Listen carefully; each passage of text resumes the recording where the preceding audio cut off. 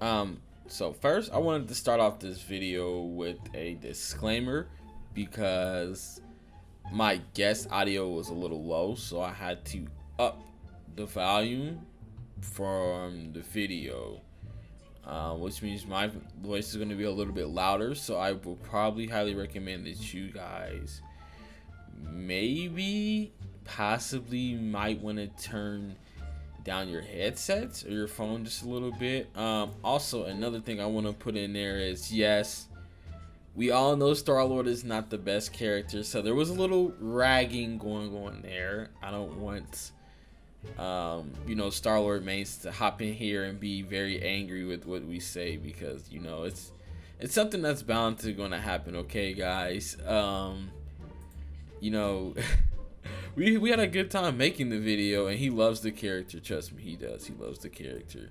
But we can also admit that, like, this character had some big flaws, and it's okay. It is fine. It is fine. But there goes a disclaimer. If you're a Star-Lord main and you might get triggered by some sand ragging that's going to go on, then maybe this video isn't for you. But however, if you is like it and you're going to see what we like to say, then maybe you like to tune in. See you on the other side, guys. Peace out. Hi everybody, welcome back to the channel. You know what it is. It's your boy King CJ. Welcome all my kings and queens. And today, man, we got the notorious breakdown of what everybody wanted. My man Star-Lord. And yes, we actually have a good build Star-Lord on the stream with us right now. I'll get into that. I just want to show you guys what my build is right now. So I'm probably working on Star-Lord right now, but nevertheless, let's get into it. Welcome to the channel, my man Boba. Man, how is it going today? It's good. It's good. It's good. Fantastic. All right, guys, so I told you guys this is a really decked out Star-Lord that I have on the channel, and he was very willing to do this. What is it? Look at this, 1.9. Even though he kind of says it's a troll build because of the attack cores he have on it. But as you guys can see, man, it's a pretty beefy Star-Lord, man. And actually, like, just looking at this from the jump, man. What are your thoughts about playing Star-Lord and kind of like ranking him up when you were doing that? He wasn't my first character. I actually started the game as a Widow, but I wanted her playstyle felt really linear, and I wanted something that was a little bit different. And I saw that a lot of people were not playing Star-Lord, and I like the character in the comics, so I decided to give it a try. And while I was leveling him, I really enjoyed his playstyle. He's very active. He's always pressing some kind of button, so I decided to gear him up. Okay. I went through a long series of just trying to figure out what I thought was going to be best. Did as much research as I could because I didn't want to gear him up with the wrong stuff or come out of the other end just with a terrible character that was unplayable. I can definitely say that Star-Lord is he's not free-to-play friendly. Yeah. To be completely honest, he's just not. His cards are incredibly hard to roll. Oh, yeah. He has, everybody has 5 exclusive stats. He only has 1 that's useful, because you can roll Shock, Chill, Flame, PvP damage increase, PvP damage decrease, and you need every card to have flame damage. Oh, yeah. If you're going to be fire, it's the only viable build. Everything else is it's not it. Yeah. Yeah. Now, as you guys can see, me and his Star-Lord is completely different in terms of build-wise, because I put on the Shadowland. This one gives me super villain damage, and it gives me the flame skill. So that's kind of the main thing I was going with. And I think you have Sakar. Yours is what? Crit rate and flame? Yep. Okay, right. Yeah. So let's go ahead. Yeah. Go ahead. No, I was just gonna say, realistically, like, his best gear that you probably want to go for would be Eyes of Osiris or Sakar. You would think it was probably one of those? Yeah, his best set is Eyes of Osiris for sure. The second best is Sakar. The third best is Savage Shadowlands. After that, you're looking at non-regionals. Annihilation is the best non-regional because it boosts Laser Eraser. Oh, wait a minute. Hold on. Wait a minute. What was that? Annihilation? I definitely did not know that. So if there was somebody... Look, we gave y'all the warning that he wasn't free-to-play player. But if you were free-to-play player, this is what you would say. This is the best non-regional gear to probably use it for. Absolutely. Your other option, more of like an honorable mention thing, is Sheriff. Okay. Because it boosts Problem Solver, but realistically, you'd want Annihilation. Laser Racer is just a better move. Okay, yeah. So you're in the costumes right now. Okay, so I do have a question about your build because I have seen your cards and things like that. So as you know, Star-Lord has the same problem as Storm. Most of our cards, you know, guys, we don't get stats like total damage or defensive pierce and, you know, things of that nature. So when you were building your Star-Lord and you know your cards don't give you, like, you know, like I said, the defensive pierce and the supervillain damage and all of those things, what do you try to base your cores around and like supplement those stats that you can't max out naturally? Kind of like, you know, how Black Widow has her defensive pierce or Spider-Man has his total damage.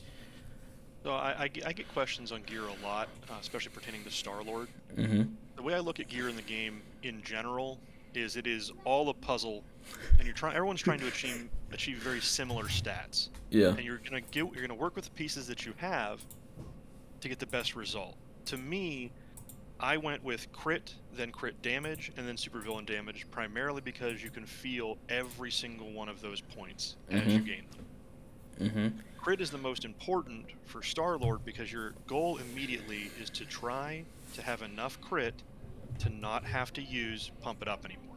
Okay. Okay. So normally, if you don't, I had changed over at 55% natural crit. Once I reached 55% crit, I dropped battle soundtrack with Pump It Up. Okay. That way I could add an additional damaging skill.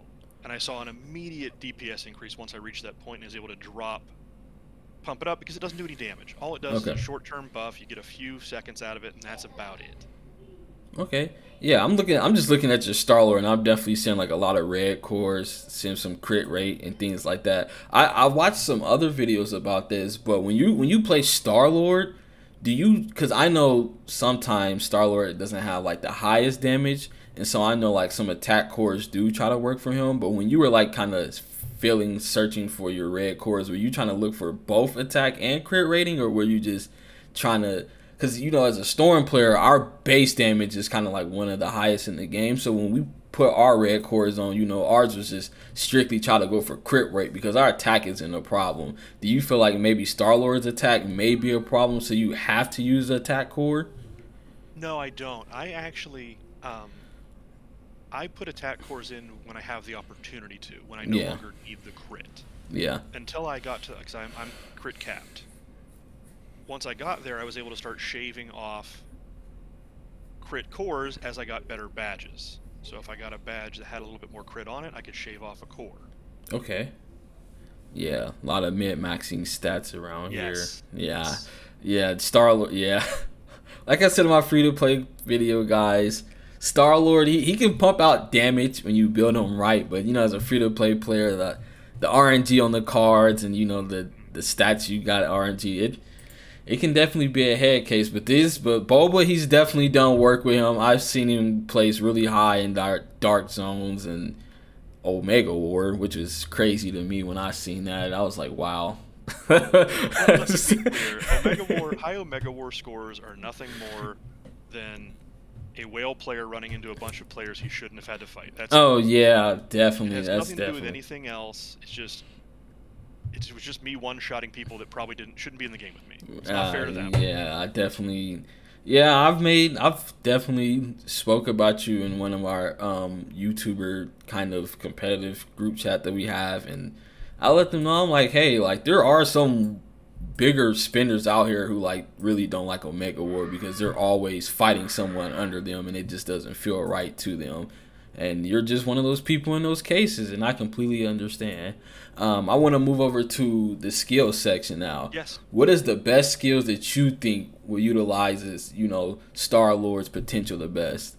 Okay, so if you are not at 55% natural crit, you're going to have to use battle soundtrack with Pump It Up. Pump It Up. Yep. Now, until you can get to 55% natural crit, what you can actually do is build to 27.32%. That is soft cap. Right. That will allow Battle Soundtrack to cap your crit when it's active. Okay. So we you'll got be that using one. Space Pirate with Burning Multi-Blast. Oh, this one right here? Yep. Which one is that one with this? Is it this one right here? Oh, wait, no. It might be... That one. That one right here? Oh, okay. That's a nice single target damage skill. Huh.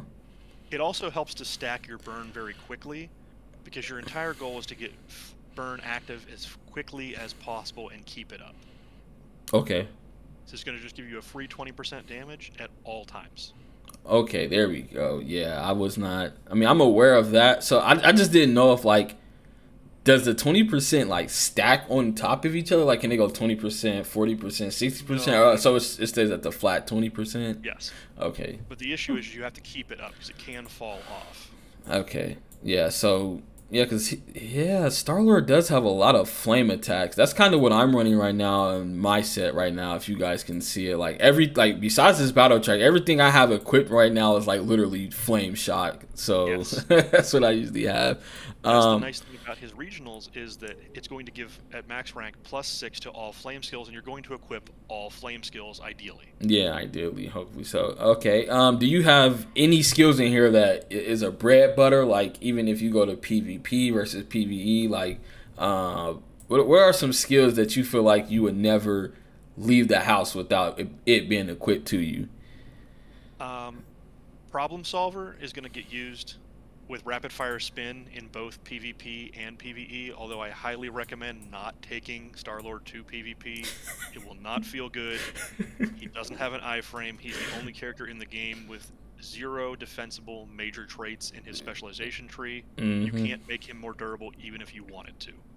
Okay, yeah, because I do, and I'm very well aware that Star-Lord is one of those characters that can be very situational, like some people have explained. Well, they tried explaining that Chill can be a PvP build, and they've explained that Shock can be a PvE build as far as AoE. And when you do Spec Ops, do you use like a Shock build with some more AoE in it, or you still go strictly fire? I have tried to play Shock in Spec Ops, and I have tried it multiple times, and honestly, it does not compensate for the loss of the 20% additional damage you get from setting targets on fire. Ah, okay. Well, that's a nice thing. That's a nice thing. All right, you can go ahead and explain the rest of the tree, because I just had a few questions myself because I'm building Star-Lord. So whenever you're ready to finish off with the skill tree, I'm ready to go ahead with you. Yeah, so we've got Space Pirate with Burning Multi-Blast. We've got Problem Solver with Rapid Fire Spin. And then we have Blaster Charge with Cherry Bomb. Now, this is an option you can, instead of, because we're still using the pre-55% natural crit build, you can use Jet Boots with Burning Jets instead of Blaster Charge if you prefer the Gap Closer. But technically speaking, Blaster Charge is better DPS. It has a shorter cooldown, it's a nice conal effect, very good. Yeah, just also let you guys know, when we set the Eyes of Osiris, the Eyes of Osiris also boosts this skill as well. So yes, it does. It would give it a +12 at max rank. Yeah, and as you guys can see, this is 200% only on what, level 3 +5? What does that probably boost you up to? About 600% damage, close to there. And that's like on what if you guys get 50%, that's like almost on a 4-second cooldown ish around there. So that's like 4 seconds. You're doing like, you're dealing 500% damage each time. So his skills are actually going to come up a lot faster than the cooldowns predict, because when we get to the special. I was gonna cut you off right there. So hold on, let's not spoil it. But okay. Then you'll be using Battle Soundtrack with Pump It Up, and of course this is only viable until you reach 55% natural crit, and then you'll change your spec. And after that, you'll be using Elemental Cannon with Laser Eraser. Okay, yeah, that's what I have. All right, so let's try. What would it look like if you do have that 50% crit? So if you went over 55% natural crit, you're going to drop Battle Soundtrack, and you're going to pick up either Jet Boots or Blaster Charge, whichever one you were not using. So essentially, I get you. So essentially, if you don't have that, if you do have that 50% crit, this is kind of how you want your tree to look like. Yeah, you would want Space Pirate with Burning Multi-Blast, Problem Solver, Rapid Fire Spin, Blaster Charge with Cherry Bomb, jet boots with burning jets. Yeah. And elemental cannon with laser eraser. Yeah, of course. This is the one right there. So, oh man, that's cool. Now, we're gonna go ahead and switch over to the specialist part. Now, I'm pretty sure this is what he was gonna get into before I wanted to cut it off because I didn't want spoilers. But just take it away. What kind of specializations do you prefer for Star-Lord to have? Because I know he can go two different ways based on if he has like high skill cooldown or a high stamina recovery. So I'm aware of that one. You're going to need stamina recovery regardless. Okay. He is super important to him as a character. He spams skills to deal damage and to keep his burn debuff active. If you do not have at least a double stamina roll on your boots, you are going to stam lock multiple times, all the time. Oh. Ideally, you get a triple stam roll on your slot 4, Oh. or it's going to be very difficult. As far as regular specializations go, in the upper right hand there is orange, and that's going to be called Tolerance Decrease.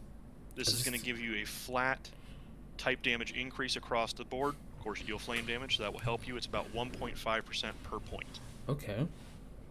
Red one moving in is Jet Boot Modification. Damage boost after your active dodge. It's his largest flat DPS upgrade in his spec tree at 3.25% per point. Okay. You know what this is giving me? This is giving me one of, like, if you guys ever play like other MMOs, there's these classes called a rogue class, and they're supposed to be someone that, you know, get in, get out, do their damage real quick. So this very reminds me of something like a rogue character would do. Dodge, and then you want to get in, do as much damage as possible, and then get out again with that dodge. So I really haven't looked into a specialist tree, like I said, guys. I wanted to learn as I go, as he goes. So this is pretty cool. I like that. I like that skill. He has a very active play style. So yeah. If you're moving towards the upper left there, we have a green one. Okay. Called Grand Finale. It's a damage boost for targets below 50% HP, and it's going to be 2.5% per point. And then down and to the left from that one is going to be another red one. Gotcha. Called Rapid Fire Spray. Okay.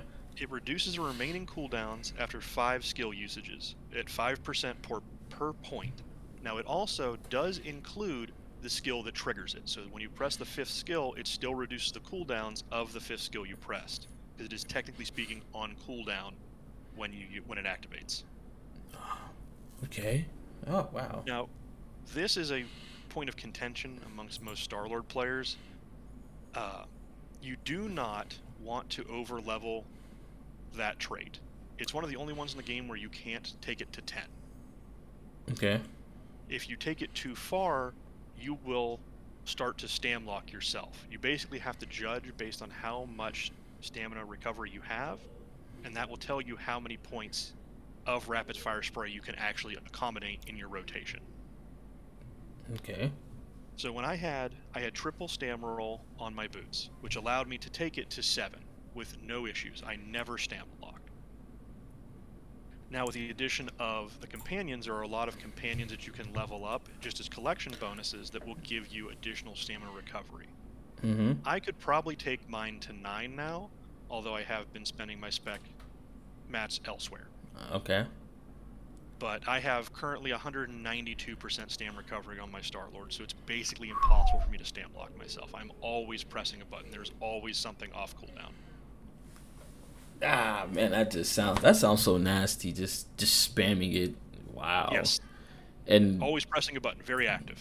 Man, and I'm guessing that means that when you're attacking probably a boss in DZ, that's keeping that flame up. And that's probably something that helps out the alliance as well, I imagine, because once you hit that, that's for everyone, right? That lowers the yeah, that's what I thought. Wow, yeah. Hey, look, I'm learning something from Star-Lord. I'm pretty excited to get into him right now. And I know we have one more specialist. Yeah, so in the bottom middle there, that yellow trait. Oh, okay. That is for PvP. That will give you accuracy as long as you are above 50%. It basically allows Star-Lord to PvP without the accuracy card or without multiple accuracy rolls on his chest. Mm-hmm. But again, I do not recommend it. It feels very bad to be one of the only characters in the game with no defense and no active iframe. He's not the only one, just one of. Yeah. But it's very much a struggle, especially more in Dimension Duel than in Omega War. He can do okay in Omega War where he can play on the outskirts and kind of hit and run. But when he's forced to fight someone heads up, it becomes very difficult for him. Yeah. There are a lot of other specializations in the tree that cater to chill or to shock. Unfortunately, they just don't compete with the damage output of flame. Ah, okay.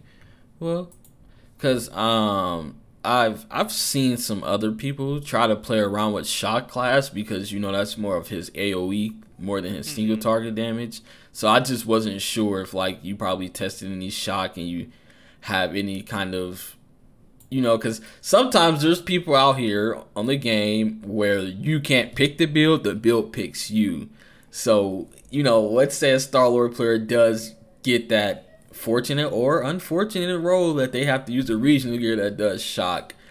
Have you tested it to maybe have some kind of knowledge on it? Like, is there I played around with it briefly. Mm-hmm. It felt so bad that I immediately abandoned ship. Oh, wow. Oh, okay. Well, it's honestly, you are flame or you're going to feel terrible. He won't deal the damage he should.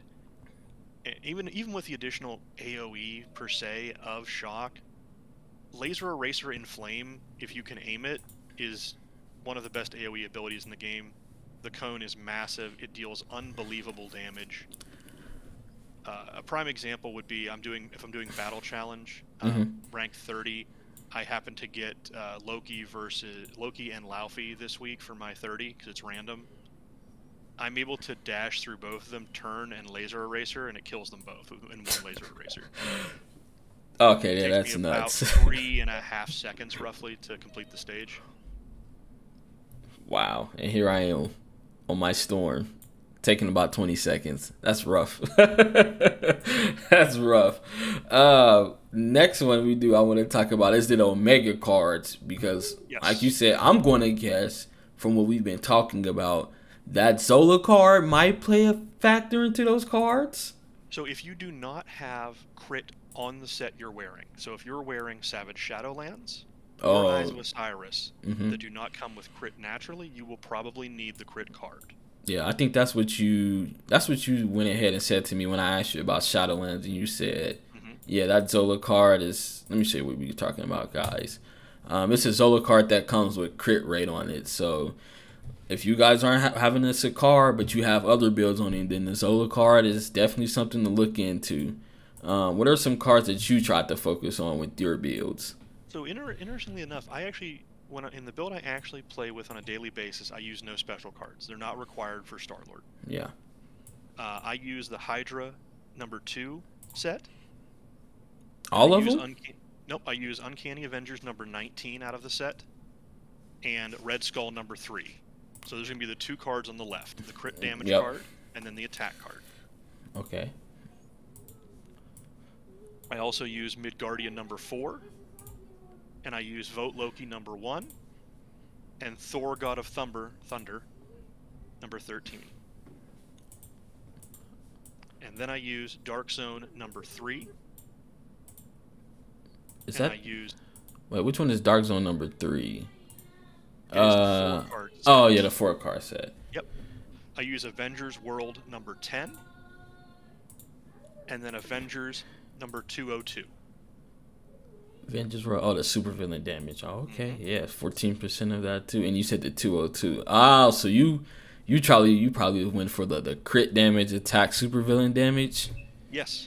Oh, okay. That's fantastic. I have capped crit damage, and I am capped on supervillain damage. Supervillain I do have a question about that. How were you able to crack? I mean, because like I said, Star-Lord doesn't really have that supervillain damage built into his cards. So what allowed you to hit that supervillain damage? Because I don't think we even get that. Do we even get supervillain damage on our gears? Pretty sure we don't. Do we? You do with I do. Set, yeah. But I do not with Sakar, but I made sure to roll bonus stats on my cards that rolled supervillain damage. Ah, right. Didn't think of that one. So what are some stats that when you play with Star-Lord you want to, besides crit, And I do hear supervillain damage. What are some other stats that you might want to try to cap with Star-Lord if you could help it? I definitely rushed crit. I then went to crit damage, and then I went to supervillain damage. Past that, you're going to find it very hard to cap things. Yeah. You only need 125% roughly accuracy in PvE to not have your attacks be dodged, which you can do with, if you're going to nano, of course. If you're going to nano, you can get away with 1 accuracy roll on your chest in PvE with Star-Lord. Okay, that's good to know. I do have one question. That specialist that we looked at that had that attack, that accuracy rate, does that play a part in PvE as well, or is that just something that only factors into PvP? It's purely a PvP one. It will give you far more accuracy than you'll ever need in PvE. Okay. I mean, you would be vastly overcapped with it for PvE. Well, look. I'm learning here with you guys. I am learning here with you. So let's go ahead and open up the enhanced potentials. What were some ones that you focused on when you did his enhanced potentials? One thing I can recommend for everybody when you're leveling a character, do not put points into any of the potentials until you have unlocked them all. That way you get a clear look of what the character has before you start putting points into anything. Mm-hmm. So I rushed cooldown decrease. Yeah. And then I also, if you don't want to rush that, you can rush status effect accuracy, which is, they're pretty neck and neck. Honestly, if you're not going to spend, you may want to rush status effect accuracy first. I think you'll get a more tangible benefit out of making sure your burn applies consistently. Mm-hmm. But you will also need the cooldown decrease in combination with rapid fire spray to make sure that your spells are off cooldown often enough to maintain burn on the target. Okay. And then after that, you're simply just filling things out. I didn't even bother to fill out the guard damage in Legendary Outlaw number 2. Again, because I don't PvP. I no longer PvP with the character, and when I did, it certainly wasn't going to be what saved me in the fight. Mm-hmm. I never broke anybody's guard. They simply died if they died or I died. Yeah, I think even when I was looking through here, I didn't really see too many skills that had like high guard break, especially his flame builds. No, flame does not. You can get higher guard break in Frost, but it's offset by very, very poor damage. Mm-hmm. Now, if you could survive long enough to wait people out and repeatedly break their guard at high ranks in Dimension Duel, then it might work. But without an iframe and having to rely on active dodge, not only for your damage boost, but your only way to protect yourself, you end up running out of dodges very quickly. Even if you use the battle soundtrack that increases the dodge regeneration on the bar, it will net you maybe 1 additional dodge, and then you're going to die just the same. Okay. Now, this is a new feature to the game, which I'm always going to hit on this when I do these deep dives. Is there any synergistics that you see within the companion system? Because Absolutely. Oh, okay. What is the companion that you recommend Star-Lord players, if they can help it? What would be the target ideal companion for them to use? So here's the good news: his best companion is only a rare. Oh, and it's Donna Ports. Is it her? No. Right next. Her right here. She is the Nova Corps member. That's correct. Yes. Okay. So when she is activated, gives flat type damage. Okay. At about 0.75% of a point of damage per skill point for her. Okay. Now, you do, as Star-Lord, all type damage. So when you activate her, it's quite literally just a flat DPS buff. Bro, look, see guys, this is because I know a lot of people don't really care that much about the companion system because it can be a little costly, but this is why I kind of want to hit on these things because, not too many people, they're going to always just go strictly for, the special companions. But look, as he said, like, we have somebody here that's not even a special companion, and they're literally just giving him a boost that you probably wouldn't have known about if it wasn't for him explaining this to us. So even at rank 1 for her skill, it is equal to having 10 points intolerance decrease in your specialization tree. It's 15% damage bonus. That's how good it is. Hey, and the good thing about it is, you know, rare companion shards aren't even like as hard to come by as, you know, these specialists right here. Like, these are awful. So, look, man, if you're a Star-Lord pair, and just like he said, honestly, I think I can I level mine up to 3 stars yet? I am not sure. I might be able to, but you heard it here, man. If you can go ahead and get Donna, go ahead and rank her up to 3 stars. Use her in tandem with your Star-Lord. I can't really upgrade her skills right now, but have you maxed out this skill yet? I believe I have hers at 10 or 11. I don't have my game open currently, but yeah, it's like I said, it's 0.75% each skill rank. Okay, all right, so that's pretty good. That's almost around what, 20? Was it plus that 10? Almost about 20, 22, 23% around there. I mean, like, even then, that's still fantastic. Just that flat 23%, 22% ish, all increased damage to the type. So, hey, get to it if you guys can. And past that, for companions, the ones that I'm personally using, I use Thena. My Thena is a 6-star, so she gives me 3.43% defense pierce and 8.24% crit damage. Okay, do you use her as like the action summon part, or is that what you use Donna for? You use Donna for the summon? Correct. The other ones I'm going to list are just part of my group that I keep equipped for their bonus stats. Yeah. I also use Nick Fury, who is also 6 stars. He gives me 3.43% accuracy and 3.21% total damage. Mm-hmm. And then I'm also using Cersei. She gives 5.15% movement speed, and the big one, which is 5.15% range damage increase. Range damage, yeah, because that's definitely what Star-Lord does. Yes. Your other option, if you don't have one of those 3, and you want to fill somebody else out in the slot that you might have, maybe at 5 stars or 6 stars, Gilgamesh is another option because at 6 stars he gives 4.63% supervillain damage. Oh, so these these bonus effects, those are like set. Those aren't random stats. Like, that's not RNG stats. Those are actual set stats. They are indeed set, yes. Well, I'm glad I had you on here because I thought that, you know, once you rank these up, and no matter what we seen on that stream, because I remember they had Icarus on there that had like critical damage or something like that.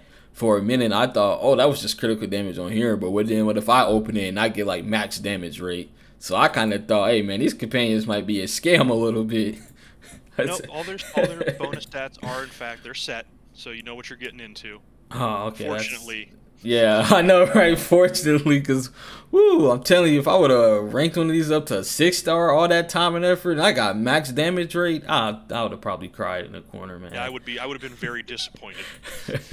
I need This is a bonus round. This is a bonus round for Star-Lord because I think he's probably top 3 in outfits in the game. What are your favorite outfits to equip this man with? I gotta know that. I saw it forever. I have it now to have the full steampunk set. I really enjoy the top hat and the coat. I think it's fantastic. Easily one of his better looking sets. Yes, I love the coat. Let me see. I think one of mine. Yes, this is. Unfortunately, I haven't been able to freaking transmute my hat to him. But, you know, I got the chest piece, and so right now I'm just going to go ahead and rock this little coat on him. But well, the cowboy hat from Sheriff does, the color is very close, so it works out well. Yeah. I want that steampunk hat, though, but God, I already went like 5 million gold trying to roll some boots, and I'm just scared to do it for his hat. Sometimes it takes some time, that's for sure. Yeah, man. Is there any other outfits that you felt like, hey, if I didn't have this, I'd definitely rock this, though? I actually like the Annihilation set. Its actual transmorg is very old school for him. Yeah. There it is. In the next to last color, the red and the black there, all the way down. This one right here? Nope. Red and black. Yeah, yep, this one right here. That full set, very old school Star-Lord from the comics. I really like it. Oh yeah, the hat. Oh yeah, I remember when Star-Lord used to have that hat. Man, look, guys. I just wanted to have fun with this because, like I told you guys, I think, in my personal opinion, I think Storm, Iron Man, Star-Lord probably like top 3 uniforms, and it's always nice to walk around the stage and you just see different decked out Star-Lords, and we all have like different builds. Like for mine's, this is what I rock. I have the Savage Shadowland and a gold blue Eyes of Osiris chest, and then I look over at Boba. He's somebody who got on steampunk. I look over to the person that's on the other side of me, and then they using like, you know, this white coat right here, and it just all looks fire to me. Like I don't really have that many gripes about his looks, and I feel like as long as you look good, you feel good, and you play good, I think that's probably one of the best attributes about Star-Lord. He might not be top tier, but dang it, when you play him, he definitely looks good and feel good.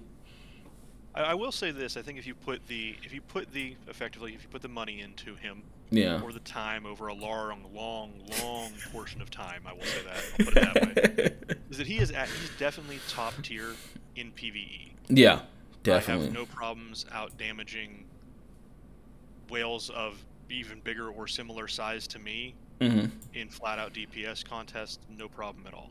Yeah. In reference, I can go into Call Ultimate Raid and I'll kill him myself in sub 12 seconds. Wow. Yeah. Hey, look, this is like I said in my last video, guys. Star-Lord, his single target damage is definitely up there. It's just, you know, all the other things, you know, when it comes to survivability, you know, iframes, and on top of that, you got the RNG on the cards, and then it's just... You will die a lot. Yeah, man. You will die a lot. Yeah, it's a lot of RNG that goes into this character when you're trying to build him as a free-to-play, and, like, you're gonna get... It can be a head scratcher. By far the worst. Yeah, it's gonna be a head scratcher. But do you have anything you want to promote? Anything like you have a channel or anything? Get you out there? Nope.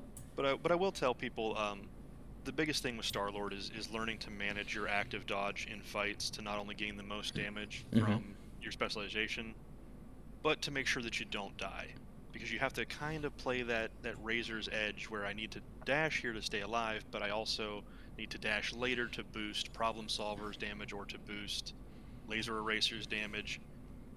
And it takes time. I don't want anybody to get frustrated with the character because they're dying. Everybody dies. Yeah. Everybody dies with Star-Lord. Yeah. Eventually you'll get it. You don't have an iframe. You're working with your dodges, and you need it to not only protect you, but to deal damage. I love the character. He's incredibly fun. I'd like to see people play him, but I just want them to know that it takes time. Not only to get the gear, but to also learn the play style, because he's very different from all the other characters. Yeah. Yeah, I don't know if you guys can see, but up here, I still have my missions to do, and that's because I usually auto my missions, but like if I try to auto these at work, I would probably go do something at work for like 5 minutes, and I look down and my Star-Lord is just dead on the ground, breathing for air, and I just have to restart all over, and I'm just like, okay, I did this manually. Yeah. He is not a character I recommend autoing on. He will do incredibly dumb things like laser eraser one mob while 10 mobs punch him in the back. It's not great. Yeah. Yeah, I've seen him do some things, and I'm just like, okay, yeah, I'm probably better off autoing. So, bottom line, what we're saying is, Star-Lord, he's fun to play. He definitely has his positive. He has his negatives like every other character. It's just, you know, when it comes to newer players, free-to-play players who are watching this, we're not trying to deter you guys away from playing Star-Lord. We just want to give you some things to look out for when you do play Star-Lord, because there are some things about this character that can be very frustrating. As he said, it can be death. It can be, you know, before you get to that certain point where your damage feels good because you're rolling bad RNG on your cards. But for sure, when the RNG is hitting and you learn how to play around with him, as far as dodging, as far as knowing when to use your skills to get out of somewhere, you can just move out of it. He is definitely a good character, especially in PvE, from what I see in other servers and our servers as well, especially when it comes to single target damage. Most definitely. Definitely. All right, man. It was nice talking to you. Thank you for coming by. Everybody did want this Star-Lord video. I feel like a lot of people like Star-Lord, but in the beginning of the game, everyone was kind of like, "Oh, Star-Lord is kind of trash." So a lot of people was like, let me just step away from that. But when we were for the longest, when everybody was leveling up our alts, like our group chat, like our world chat, when you first hopped on like your Star-Lord, he was like, I think I'm going to main, and a lot of people was in the world chat like, Star-Lord was fun, Star-Lord is fun to play, but that combination not being too free to play friendly has definitely turned some people off from him. But if you guys haven't if you guys have not given him a try yet, when you're loving your alts, give him a try. You may never know if you like him. Until next time, everybody, peace out.